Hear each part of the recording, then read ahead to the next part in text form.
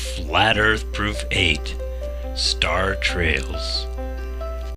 Oh, you better believe it's that time. Let's go!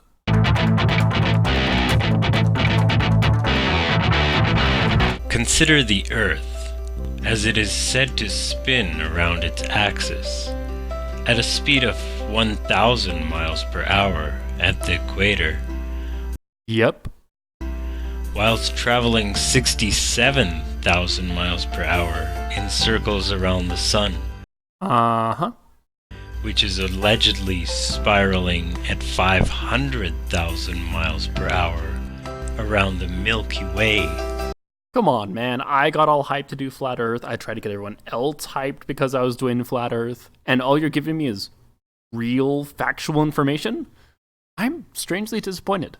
With the galaxy itself rocketing through the universe at an appalling 670 million miles per hour.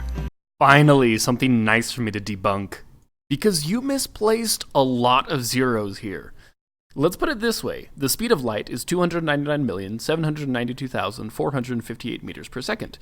If we wanted to torture ourselves, we could convert meters to kilometers, kilometers to miles, and finally seconds to hours to get your number of 670 million.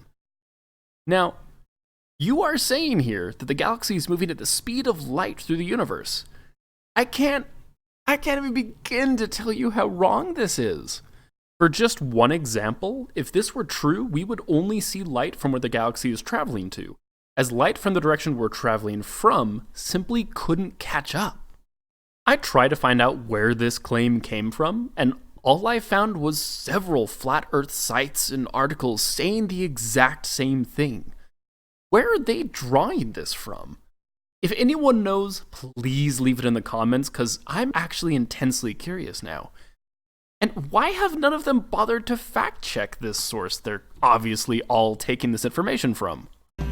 From an alleged cosmogenic explosion almost 14 billion years ago.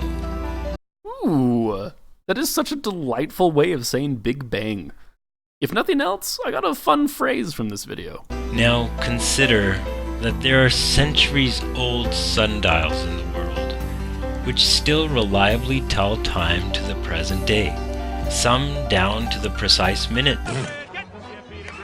Hey, Mac. Whoa, whoa, whoa! You wanna buy a sundial? So, you do realize that none of your previous statements about motion affect sundials, right? Sundials work by measuring shadows cast by the sun.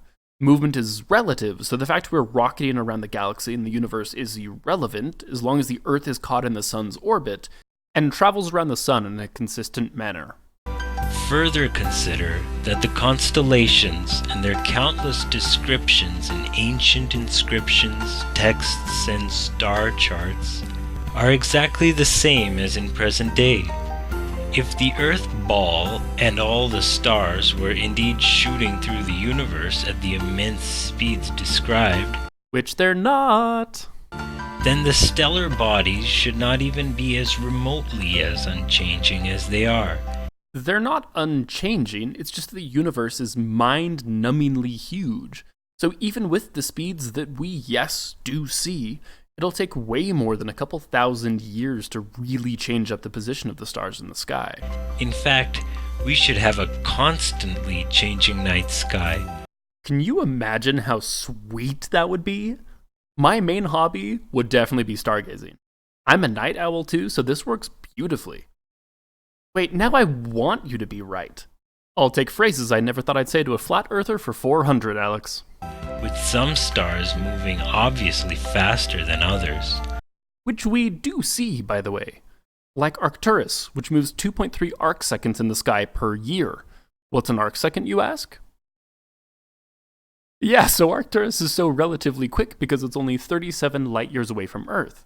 As I mentioned before, speed is relative, so the closer something is to Earth, or how different its path is, will change our view of its speed.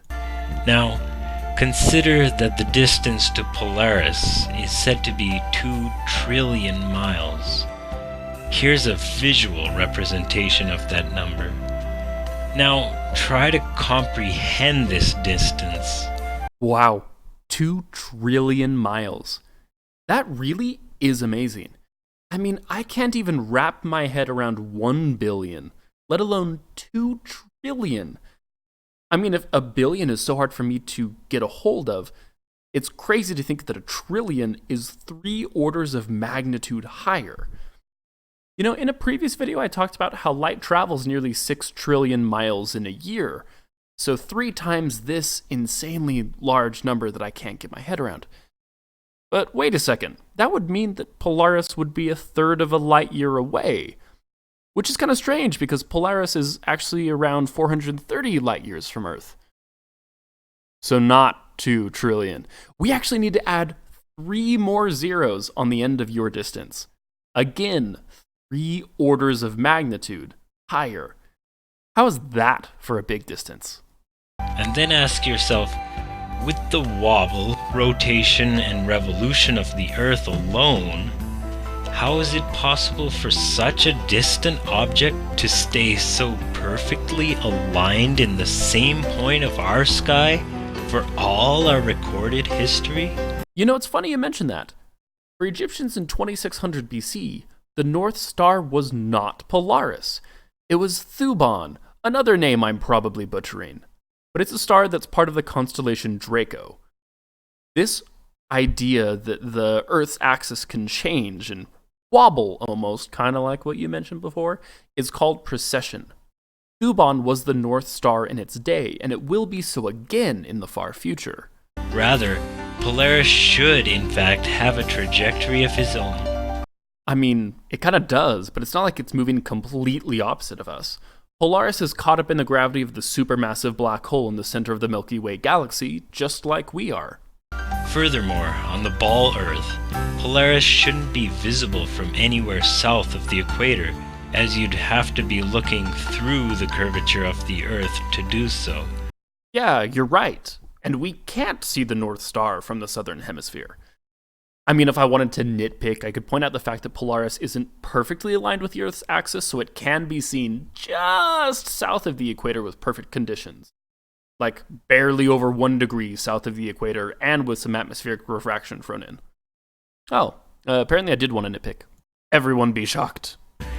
However, Polaris can be seen from as far south as 20 degrees south latitude and even further. I hate to break it to you, but it can't be seen from 20 degrees south. And it's not like we are lacking people living far south enough that could see Polaris if it were at all possible. But it's not. This is simply a lie. I'm actually going to skip a whole laundry list of constellations and where you can see them from. Most of the ones he lists are accurate, well, at least the ones I checked, but they do nothing to disprove a globe Earth as it follows what we would expect to see on a globe Earth. And actually, if the flat Earth model were true, then we should be able to see every single constellation from any point on the Earth with a good enough telescope. So really, the fact that these constellations aren't visible from specific points on Earth do nothing but demonstrate that the Earth is indeed an oblate spheroid. Lastly, there's just the weirdest addition possible to the video. I'll just let it play so you can see for yourself. I always thought they were balls of gas burning billions of miles away. Pumbaa, with you, everything's gas. Simba, what do you think? Well, I don't know. Oh, come on, give, Come give, on, give, Simba, give, come on. We told you ours. Please. Well, Give? somebody once told me that the great kings of the past are up there, watching over us. Really? You mean a bunch of royal dead guys are watching us?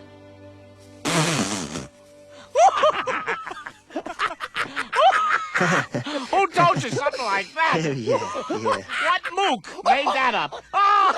Yeah. Pretty dumb, huh? Oh, you're killing me, son. Oh my god, stars are actually souls? Wait, does this mean? Oh yeah, it's time to get Granny back from NASA. I can't. Okay, this was far too much fun. Thank you so much everyone for watching.